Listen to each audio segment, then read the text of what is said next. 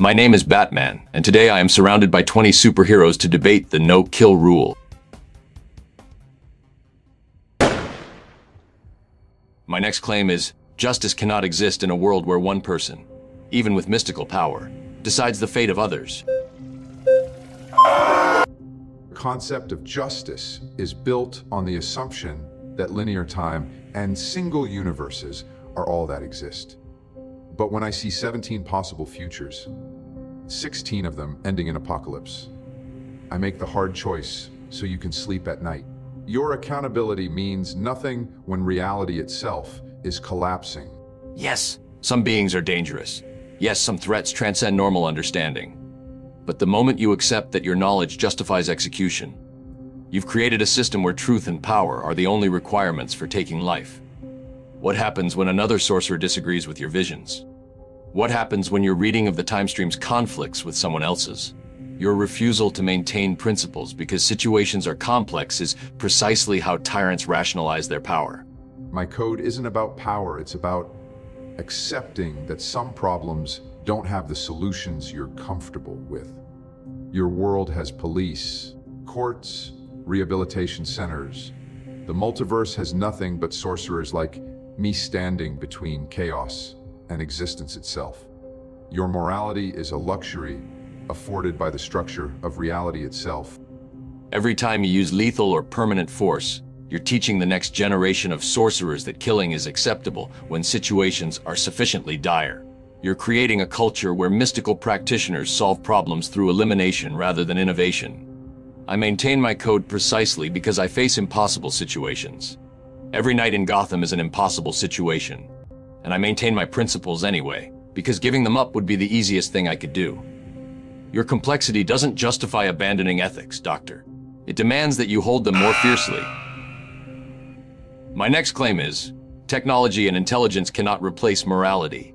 A brilliant mind without an ethical framework is just a dangerous weapon waiting to destroy everything it touches. Technology gives me options you don't have.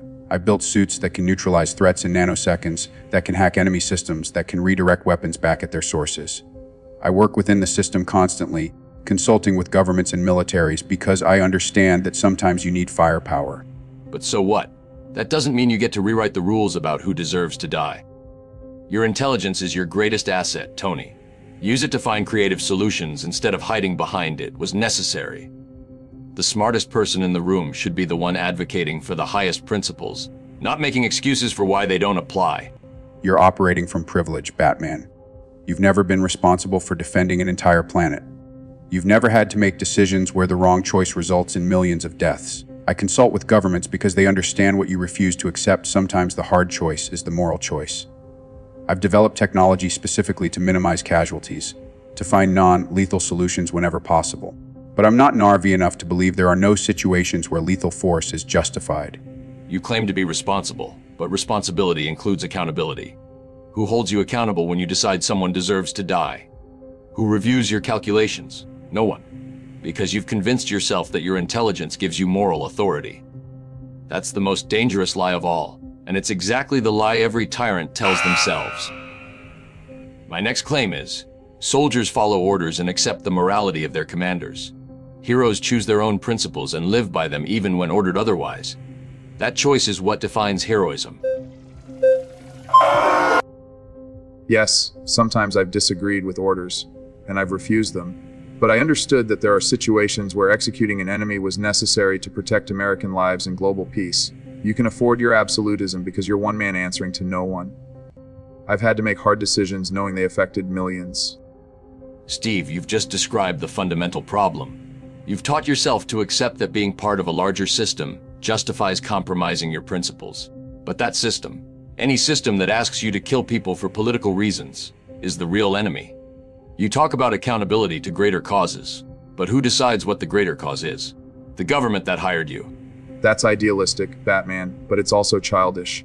The world isn't divided between your perfect code and everyone else's compromise. I've spent 70 years understanding that heroism means operating within systems while fighting to make them better. Yes, I've killed in war. I did it to protect soldiers under my command, to prevent enemy casualties from being greater. I made decisions that let me sleep at night, because I knew I was serving something larger than my personal morality. You're arguing for total autonomy, total independence, total isolation from the world. Yes, I'm one man making decisions, but I live with the consequences. I don't get to hide behind orders or institutional authority. Every person I don't kill is a choice I own completely. You talk about accountability to larger systems, but those systems have failed repeatedly. Politicians send soldiers to die for corporate interests. Militaries commit atrocities and call them necessary. Governments execute people and claim it's justice. You've convinced yourself that working within these systems makes you heroic, but you're just sanitizing their violence with patriotic language. My next claim is, true strength lies in choosing peace over power, restraint over dominance. A warrior who refuses to kill is stronger than one who does, because they've conquered themselves. My sword and my will have ended threats that could not be reasoned with or imprisoned. I do not kill out of anger or vengeance like some heroes. I make surgical decisions based on necessity and consequence. You ask warriors to deny their nature and their training. I ask them to master both the sword and the principle behind when to use it. That mastery includes the wisdom to know when restraint is noble and when it is negligent. Deanna, I've always respected you because you understand the weight of power and the responsibility that comes with it. Your lasso reveals truth. That's a profound gift. But consider what it means when you use that gift to justify execution. You say you don't kill out of anger, that you make surgical decisions based on necessity. But who determines what's necessary? You do. Alone. The beings you've deemed irredeemable, were they given a choice? Your idealism is beautiful, Batman, but it is not universal truth.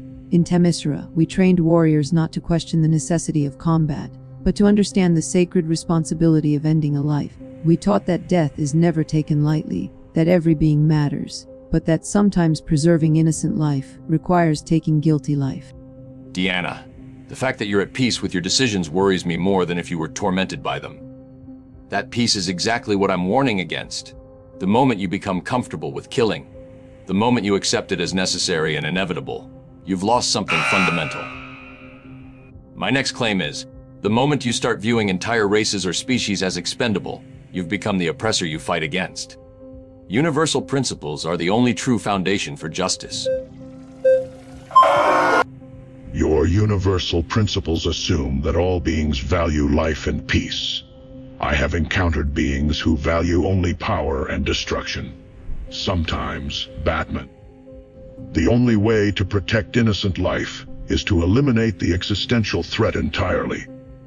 My code has evolved through warfare to accept that some enemies cannot be reasoned with. I maintain this principle not out of cruelty, but out of the painful wisdom that survival sometimes demands hard choices. Optimus, I respect you as a warrior and a leader.